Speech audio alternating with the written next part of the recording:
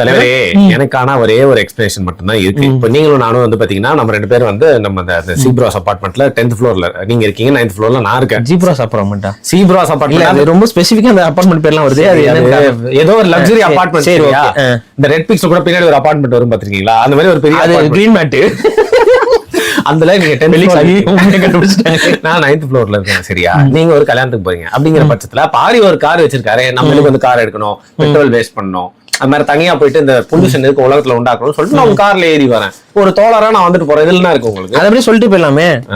அது அப்படியே சொல்லிட்டு போயிடலாமே. வரும்போது எல்லாரும் மைக்கு நீட்டாமே இருக்காங்க, மைக்கு தான் இந்த வடிவேல் படத்துல வாயில சுருக்கிற மாதிரி நீட்டுறாங்க இல்ல, அப்படியே வந்து சொல்லிட்டு போயிட வேண்டியதானே.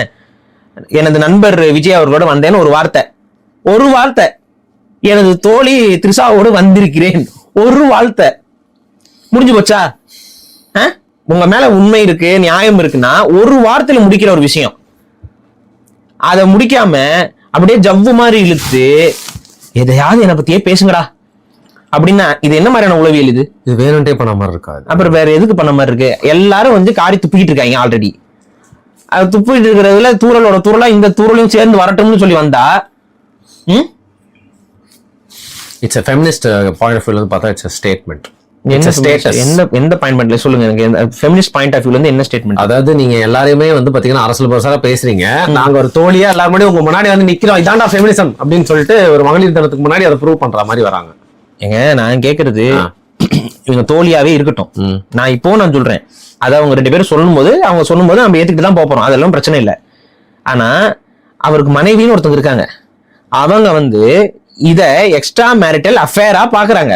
அவங்க பாக்குறது மட்டும் கிடையாது, இத காரணமா நீதிமன்றத்திட்ட சொல்லிட்டாங்க, எனக்கு விவாகரத்து வேணும். காரணம் என்னன்னா, எனது கணவர் ஒரு நடிகையோடு எக்ஸ்ட்ரா மேரிட்டல் அஃபேர்ல இருக்கிறாரு, இந்த 2021 இருந்து அவருக்கு அந்த பழக்கம் இருக்கு, அதனால அவங்களுடைய பப்ளிக் அப்பியரன்ஸா இருக்கட்டும், போட்டோ போடுறதாக இருக்கட்டும், இதையெல்லாம் எனக்கு பெரிய மனவேதனையை பிசிக்கலாகவும் மென்டலாகவும் ஒரு பிரஷர் எனக்கு ஏற்படுத்தி இருக்குன்னு அவங்க போட்டாங்கல்ல. ஒரு லேடி தனது கணவரோடு இருக்கிற மாதிரி புகைப்படங்களை பொதுவெளியில் போடுகிறார்கள், அதனால எனக்கு மனவேதனை அடையுதுன்னு ஒரு மனைவி சொல்லும் பொழுது, உங்களுடைய 2 குழந்தைக்கு தாய் அவர்களுடைய உணர்வுகளுக்கு மதிப்பு கொடுக்கணுமா கொடுக்க கூடாதா? நான் இப்பவும் சொல்றேன், தப்பாவே நான் சொல்லல, ஆனா உங்க மனைவிக்கு தப்பா படுது இல்ல, அவங்க மனசு புண்படுது இல்ல.